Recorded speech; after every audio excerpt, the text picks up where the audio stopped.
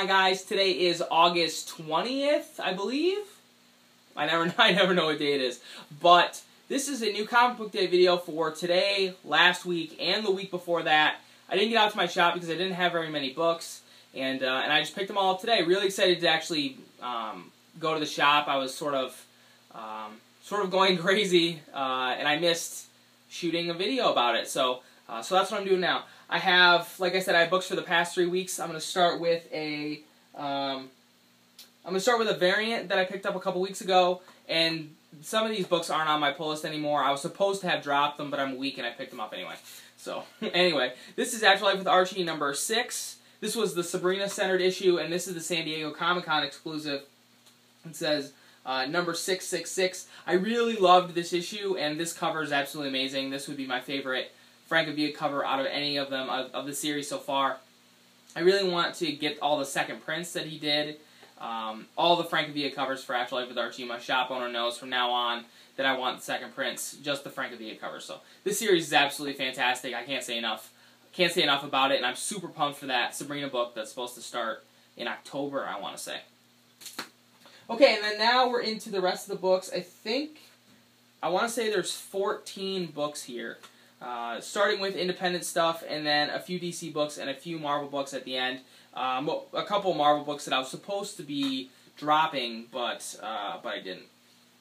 Anyway, from Abstract Studios, this is Rachel Rising number 27. This book is always fantastic whenever it comes out. I'm now up to date in the trades and the singles, so I've read some of it twice, but I'm up to date with the story. Sort of have a better perspective of what's going on. It's a story that you really need to read from the beginning, and I would suggest going the trade route. But it's super awesome. I think by now we're far enough along in the story that you could probably wait for some sort of collected edition to come out once all the story is collected together. I know Terry Moore did that for Echo, and I believe some of his other stories have done that as well. So I definitely suggest checking it out at some point, whatever format that may be.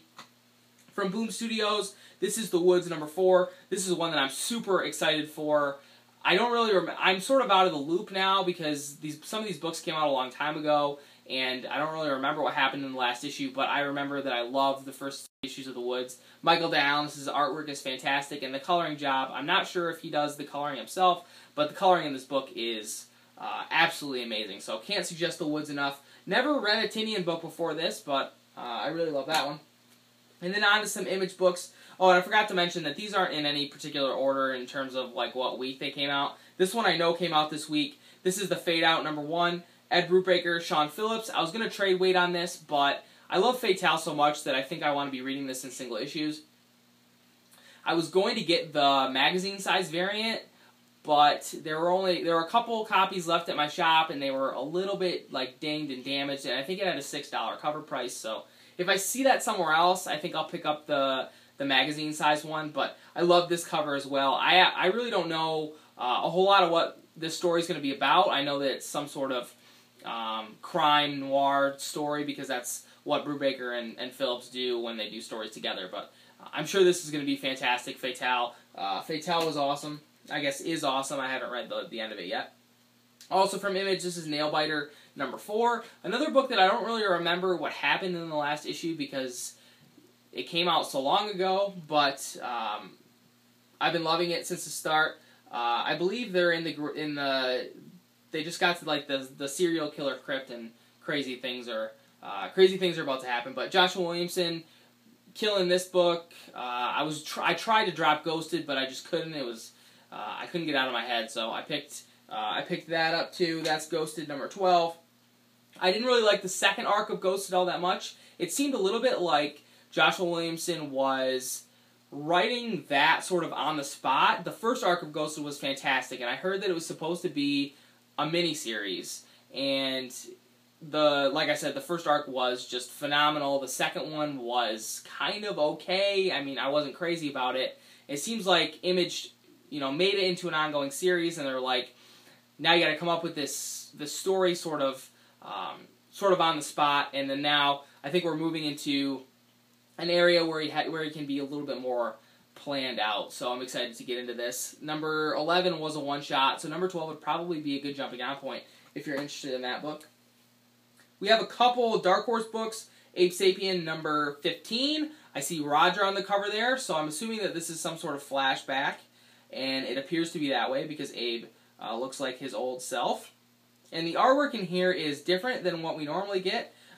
This is, who did the art? Juan Ferreira, who, for some reason that name sounds familiar. I think he did the art on that miniseries Colder, that's getting a second mini, but awesome stuff there. Not a book that I think you can jump into, but if you pick up the trades, really good stuff. BPRD Hell on Earth number 122. Apparently this is a starting point for new readers, but I wouldn't trust Dark Horse because they said Abe Sapien was the starting point for new readers, and that issue confused some people that I know. So this is, I believe, a 2-issue story arc. Let me check. BPRD Hell on Earth, The Broken Equation, Part 1 of 2. And the artwork is done by Joe Querio, and it looks pretty awesome. So I'm kind of anxiously awaiting the next phase of BPRD once this Hell on Earth stuff is over. I mean, it's great and everything, but I really miss the BPRD being together. Abe's out doing his own thing, and everything's a little disjointed, and I think it's nice to have sort of a change of pace, but I really hope that at some point in the near future we can get back to sort of Monster of the Week story arcs where the BPRD is investigating things. Everything right now is so heavily tied into this Hell on Earth that that I'm not sure if I love it as much as I love early BPRD stuff. But I mean, it's still a great book, and it's not one that I'm ever going to be dropping. But BPRD number 122. Next, we have Green Arrow number 34. This was supposed to be dropped, but this is Jeff Lemire and Andres Sorrentino's last issue, I believe. So I decided to just pick it up. I picked up Green Arrow at number 17 when they came on the book, and I'll be ending it after this issue. Their run was pretty good. I think I liked the first story arc a lot better than the more recent ones, but I can't wait to read this and finish off their run. Like I said, I'm not going anywhere near the next creative team on that book. I mean, I don't watch Arrow for a reason because I don't really like it, and I don't need the show in the book, so I'm not touching it. Next is Swamp Thing number 34. All I remember about things happening in this book is that Lady Weeds and the Wolf are sort of conspiring against Swamp Thing, and I'm guessing that that's going to continue here. What does it say? Who will be the avatar of the Green? And Lady Weeds is probably trying to assume the avatar role, so we'll see how that plays out. But Swamp Thing is always fantastic. Charles Soule doing a killer job on that.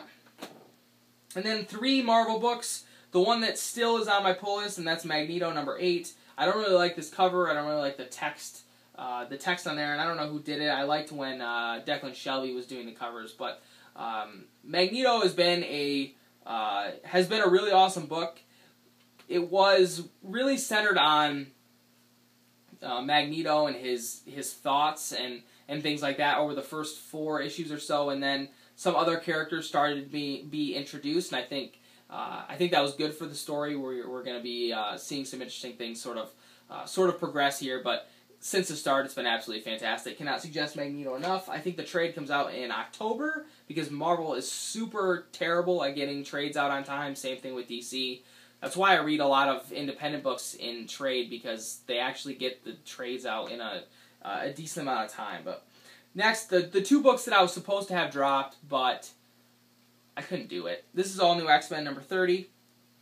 We have X-23 and Angel on the cover, sort of getting it there. All New X-Men is always a fantastic book, and I'm really looking forward to the Miles Morales stuff that's going to be coming up.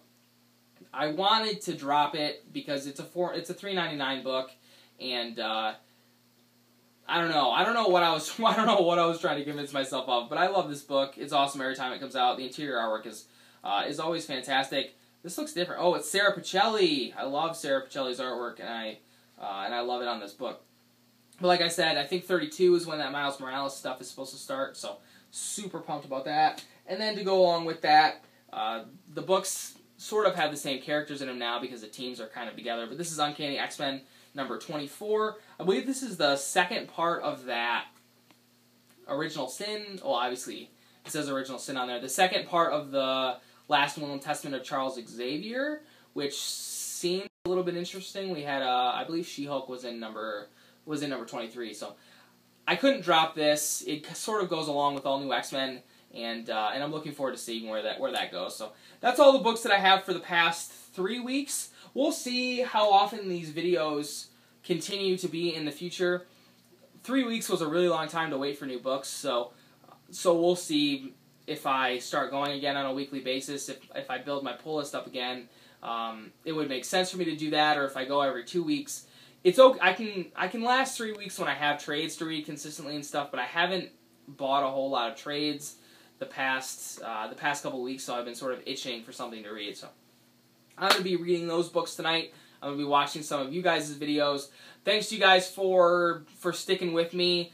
I know I'm sort of breaking from my normal routine here, not posting Wednesday videos and everything, but I'm trying to do stuff, comic book stuff, a little bit more regularly. I am working on a review of Deadly Class Volume 1 because I loved it, and some things really spoke to me personally, so I want to talk about that a little bit. But that'll be the next video that's up for me. Probably, I might film that like tomorrow and wait to post it over the weekend.